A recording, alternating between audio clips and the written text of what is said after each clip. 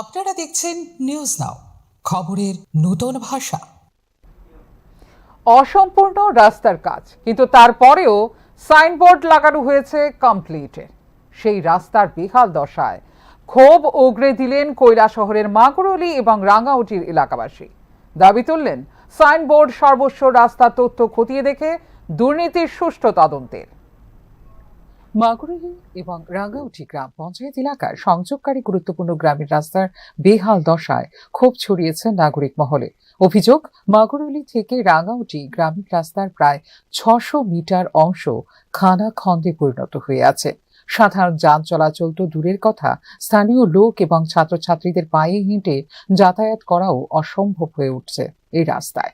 রাঙ্গাউটি এলাকার main road থেকে শরমান আলীর বাড়ি পর্যন্ত কিছু অংশে আগের রাস্তা কাজ হয়েছিল, পরবর্তী অংশে এখনো পর্যন্ত পাথর কিংবা কংক্রিটের স্থায়ী কাজ হয়নি।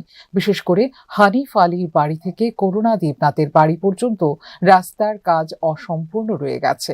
কিন্তু তারপরও আশ্চর্যজনকভাবে সেই রাস্তায় ২০২৫ সালে কাজ কমপ্লিট হওয়ার সাইনবোর্ড ঝোলানো হয়েছে। স্থানীয়দের অভিযোগ, অসম্পূর্ণ কাজে কমপ্লিট সাইনবোর্ড লাগানোর ঘটনা বড় ধরনের অনিয়ম এবং দুর্নীতির ইঙ্গিত বহন করছে। স্থানীয়দের আরো অভিযোগ, এখন পঞ্চায়েত কর্তৃপক্ষকে রাস্তা সংস্কারের কথা বললেই তারা ফান্ড নেই বলে এড়িয়ে যাচ্ছেন।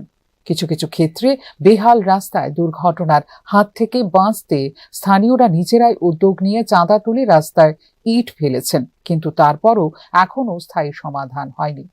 এলাকাবাসী দাবি তুলেছেন, সরকারি সাইনবোর্ডে উল্লেখিত তথ্যের সত্যতা খতিয়ে দেখে অবিলম্বে যেন বাকি রাস্তার কাজ সম্পূর্ণ করা হয়।